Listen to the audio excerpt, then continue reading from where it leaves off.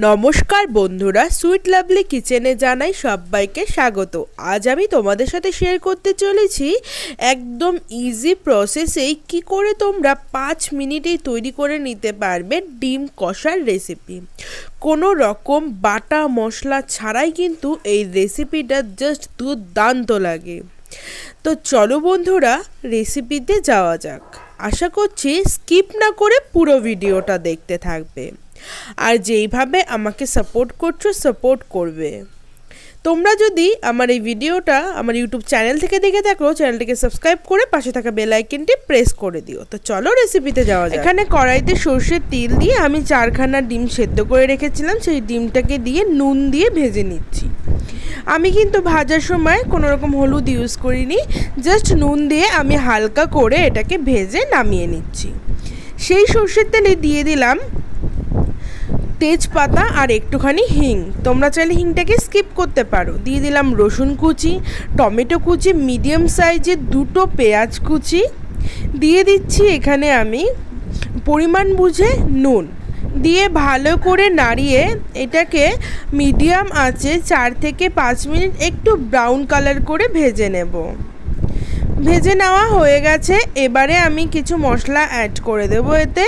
তো প্রথমে আমি এখানে দিয়ে দিচ্ছি আদা কুচি, দিয়ে দিলাম আমি এখানে গ্রিন চিলি সস। আমি আগেই বলেছি কোনো রকম বাটা মশলা ইউজ করব না, একদম শর্টকাট প্রসেসে একটা ডিমের কারি রেসিপি শেয়ার করছি। এবারে আমি এতে অ্যাড করে দিলাম জিরে গুঁড়ো, ধনে গুঁড়ো, কাশ্মীরি রেড চিলি পাউডার, দিয়ে ভালো করে আবারও একটু নাড়িয়ে নিচ্ছি। এবারে দিয়ে দিচ্ছি পরিমাণ বুঝে হলুদ,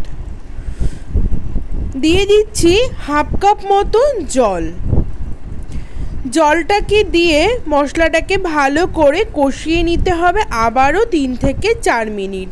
মশলাটা থেকে যতক্ষণ না তেল ছেড়ে দিচ্ছে ঠিক ততক্ষণই মশলাটাকে কিন্তু বন্ধুরা কষিয়ে নিতে হবে, একদম মিডিয়াম আছে।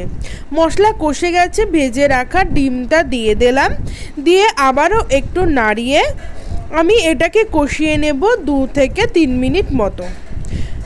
তোমরা চাইলে এখানেও কিন্তু আবার একটুখানি জল ইউজ করতে পারো, একদমই বেশি জল দেওয়ার দরকার নেই যেহেতু এটা কষা করছি। তো চলো বন্ধুরা কষিয়ে নেওয়া যাক। আমি এখানে অল্প জল দিয়ে একটু কষিয়ে নিচ্ছি। তো দেখো বন্ধুরা, কালারটা কত সুন্দর এসছে, আর আমার ডিম কারি কিন্তু একদম তৈরি। আমি এখানে কিন্তু গরম মশলা বেটে দিয়েছি, তো গরম মশলা বাটাটা দিয়ে দিলাম, তোমরা চাইলে গরম মশলা গুঁড়ো ইউজ করতে পারবে। দিয়ে ভালো করে নাড়িয়ে নিচ্ছি। নাড়িয়ে নেওয়া কমপ্লিট। তো বন্ধুরা তৈরি হয়ে গেল আমার এই রেসিপি। চলো প্লেটিং করে তোমাদের সামনে আসছি। প্লেটিং করে চলে এসেছি বন্ধুরা, তৈরি হয়ে গেল ইজি কোনো রকম বাটা মশলা ছাড়াই একটা দুর্দান্ত ডিম কারি রেসিপি।